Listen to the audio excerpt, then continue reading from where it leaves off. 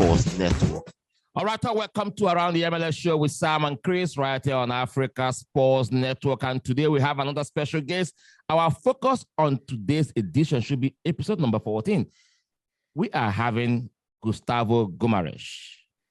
Anything New York soccer, Red Bulls, New York City Football Club, anything New York on the East Coast, he is the man for you. Welcome, Gustavo. Thank you for joining me on the program.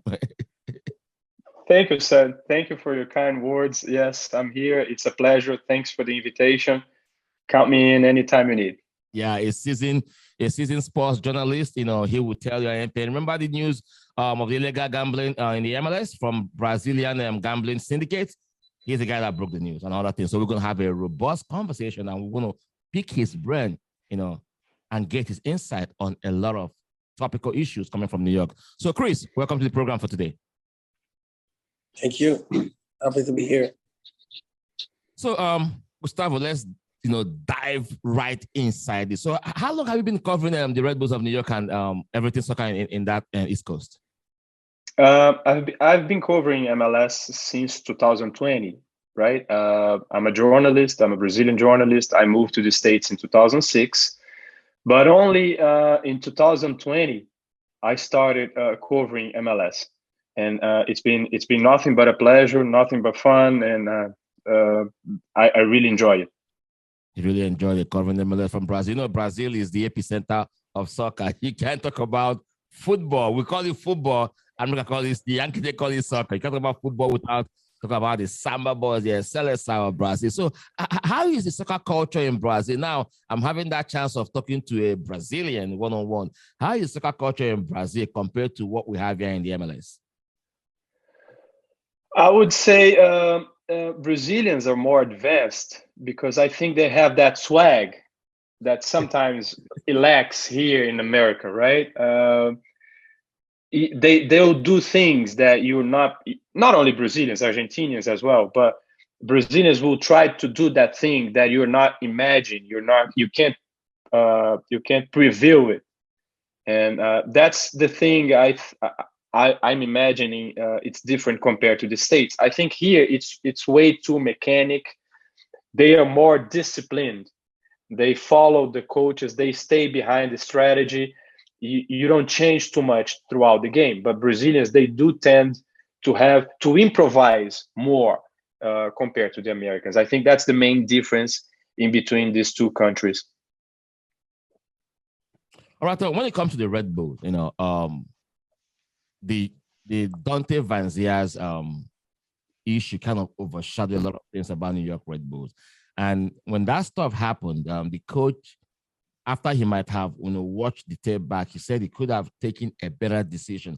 Do you think former coach Gerhard Struber handled that Dante Van Zier's issue properly? No, not at all. Not at all. I think he didn't follow the protocol. Everybody was asking him to sub the guy, to sub Dante Van Zier, and he didn't. He clearly he had the info, even though he says he didn't have the info at that time, but he did have. Even Luchi Gonzalez, the coach from San Jose Earthquakes, urged him to sub Dante Van Zier, and he didn't. So, answering your question, no, he didn't. He didn't do the right thing at all. And do you think that, despite the lack of productivity on the field, do you think that was another reason why he lost his job? Yes, according to the head of sports, Jochen Schneider, right after they replaced Gerhard Struber for Troy Lesesne, he said that they only took in contest the results the Red Bulls were having in the field, and which for me it's not the truth. The fans are urging the club to fire Struber on social media. They even protest at a game right after Dante Van Zier's incident. They stayed until right after the national anthem, and then they left. So they might say it was only regarding the scores, the results on the field, but for me, it's not totally true. So when you look at Red Bulls this season, 11th spot in the Eastern Conference. 3 wins from 14 games and 4 losses. How can you assess their performance so far this season in the MLS? It's been how can I put it out? It's been a big deception so far. They only lost 3 major players from the roster compared to last season. Aaron Long went to LAFC, Patrick Klimala was sold to Israel, and Caden Clark returned to Red Bull Leipzig. So expectations were high prior to the beginning of the season. Everybody thought the Red Bulls would be fighting for the top spots in the Eastern Conference. And when the season started, the results were not there. The team found themselves in a very difficult position to score goals, and the pressure was building up against Gerhard Struber. We had Dante Van Zier's incident, which added way more pressure, the way nobody had experienced here before. And that, right after the loss to Philadelphia Union at Red Bull Arena, it was time to go. It was time to part ways. And since Troy Lesesne took over the team, he was an assistant before being the head coach. Everything has changed. The atmosphere, the players got that boost, much needed to keep working. And Lesesne yes, exactly. They had some Red Bulls, and the team so far, they had only conceded 1 goal across all competitions, MLS season and US Open Cup. So now things are way better than before. So let's see how it goes. I saw your tweet when you about the current coach Troy Lesesne and his record since the firing of Gerhard Struber, and you said their midweek US Open Cup against FC Cincy will be his toughest match. Maybe by the time this program will air, they might still be in that competition, or they might be, they might have gotten knocked out because FC Cincy are red hot in the East. When you look at what they are doing, I think they've won 8 at home, still unbeaten at home. Great player, Alvaro Barriel, great. Obin Nwobodo, good. Luciano Acosta, great team. Now they are coming to play the Red Bulls at home. How do you see that game panning out in terms of Red Bulls against FC Cincinnati in the US Open Cup?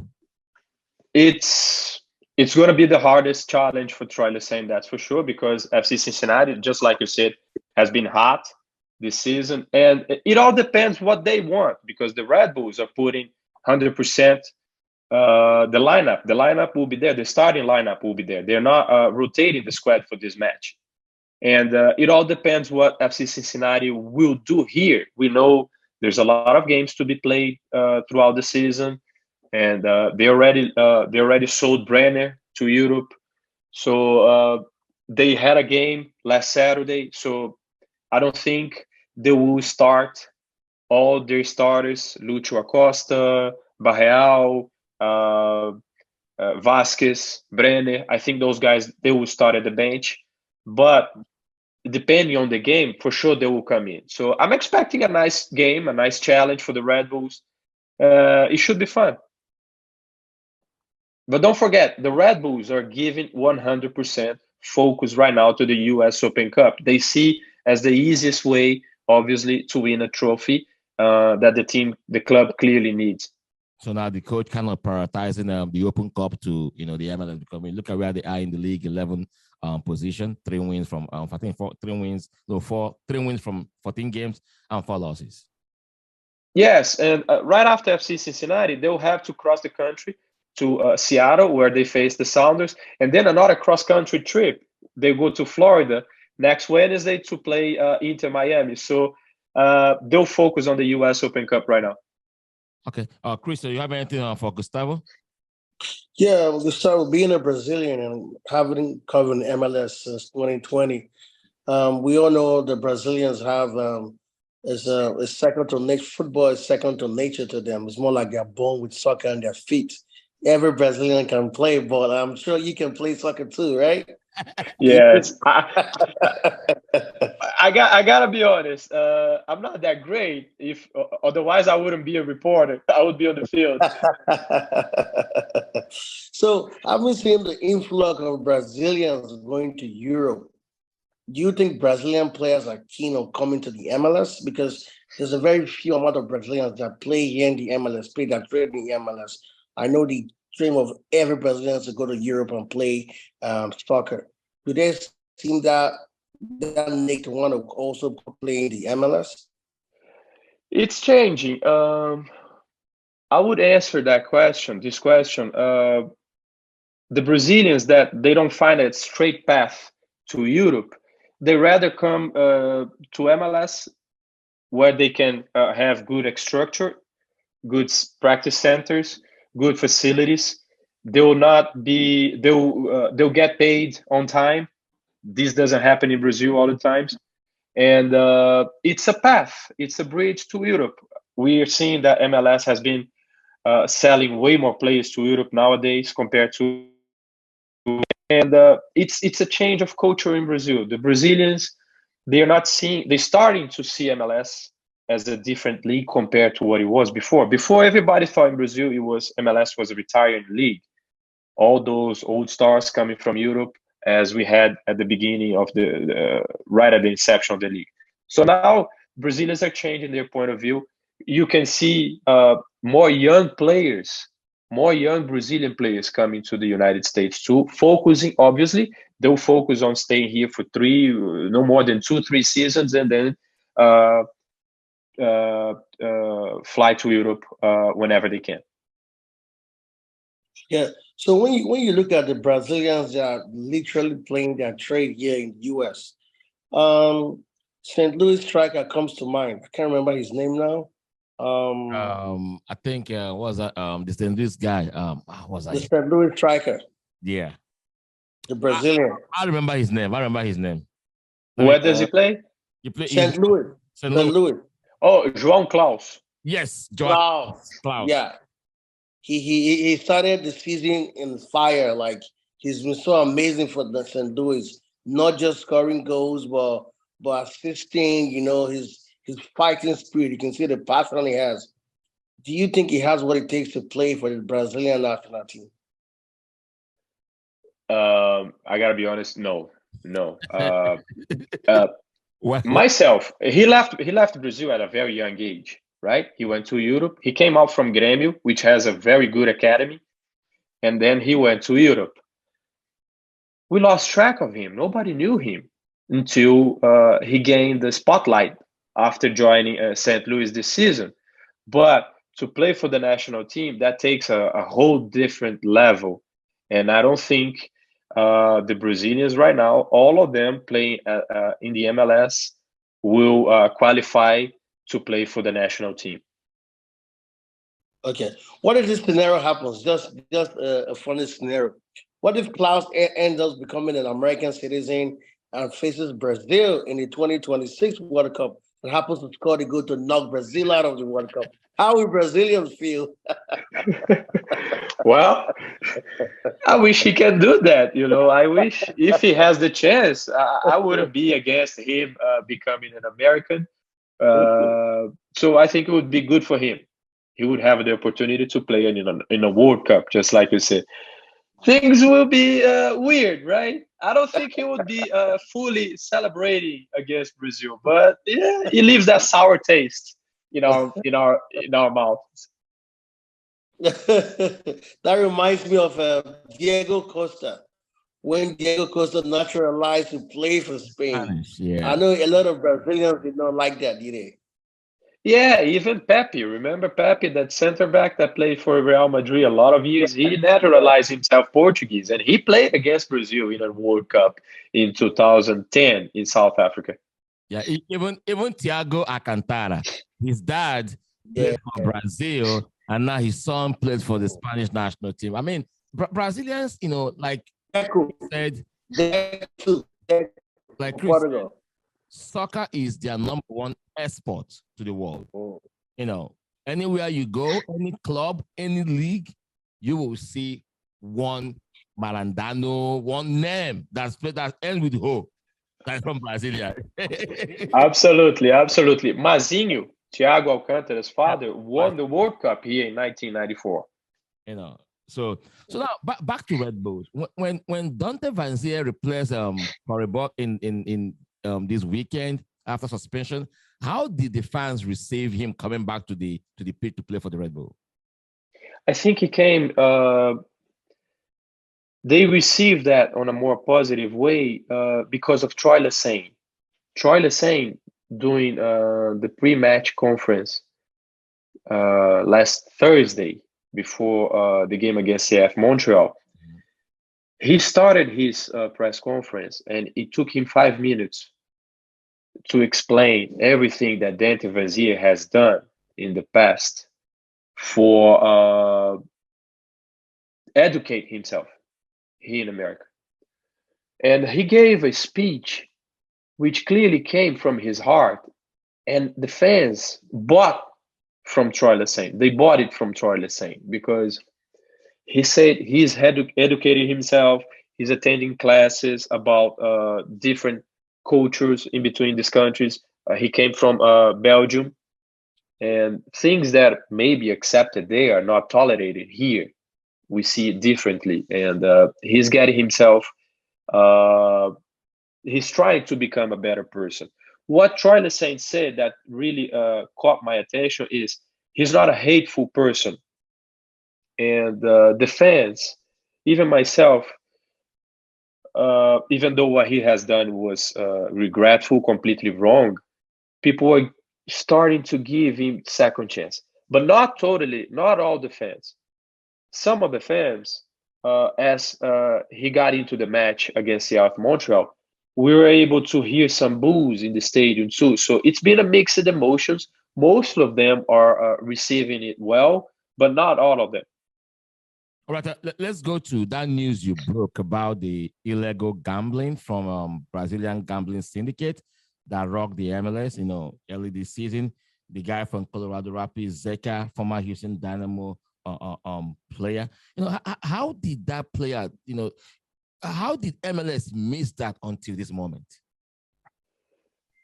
Sam, I don't think MLS knew, to be honest with you, neither MLS or Colorado Rapids, because when I saw the list with Max Alves' name on it, I'm like, Jesus Christ.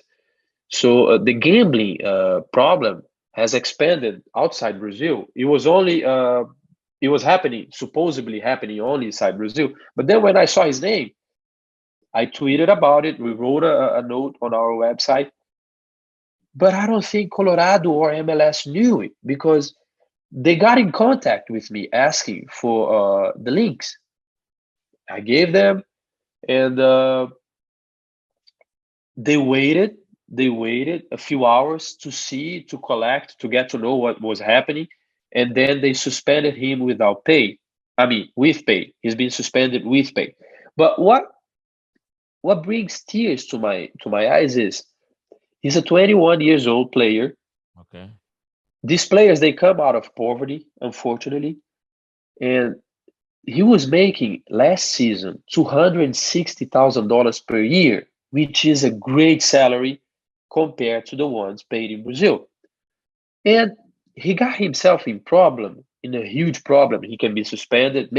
He may not even play soccer anymore for just $12,000.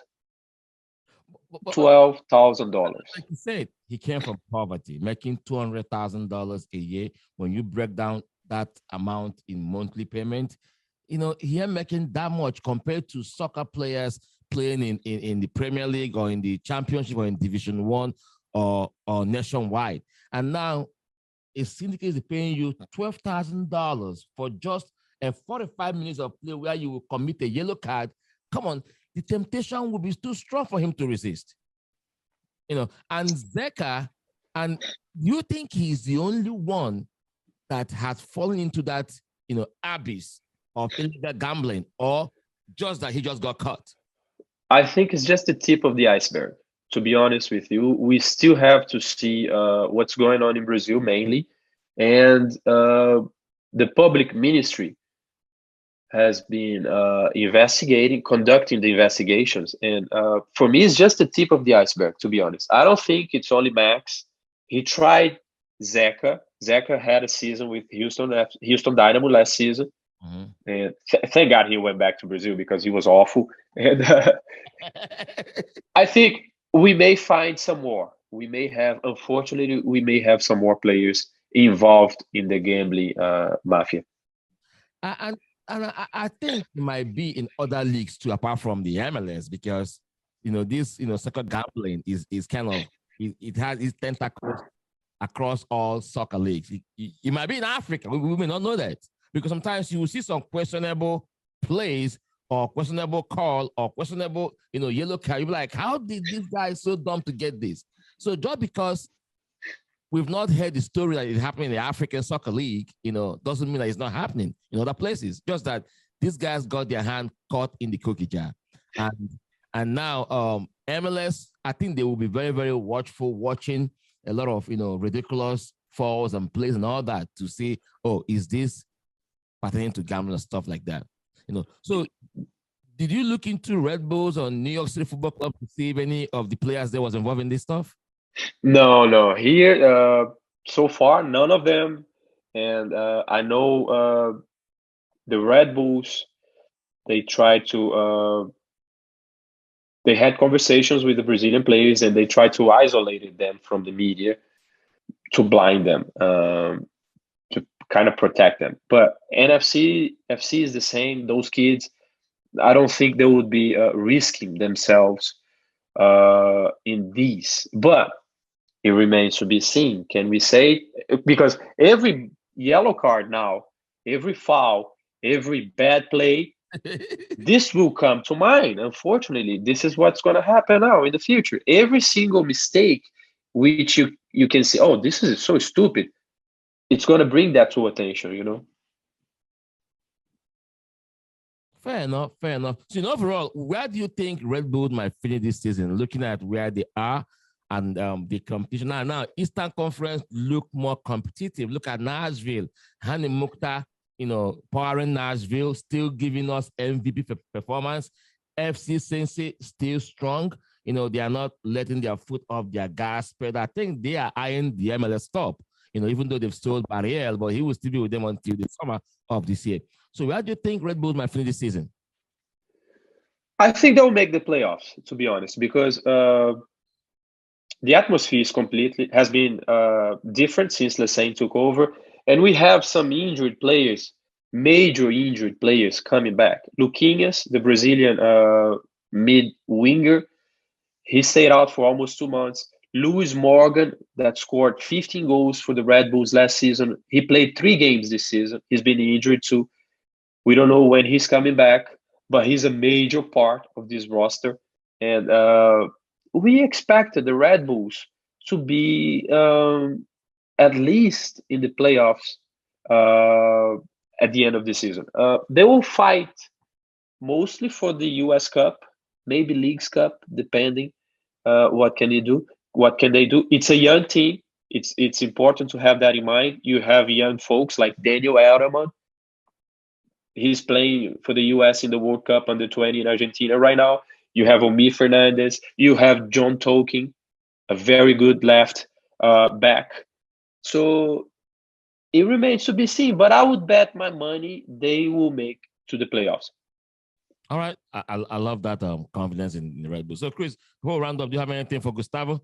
Yeah, I just want to ask Gustavo a question. What really happened when the Red Bulls signed Tyler Pasha? He had barely a season in the Red Bull, and we didn't hear about him again. What really happened? It was a funny story, right? He was a free agent, right? He left Houston, and the Red Bulls signed him.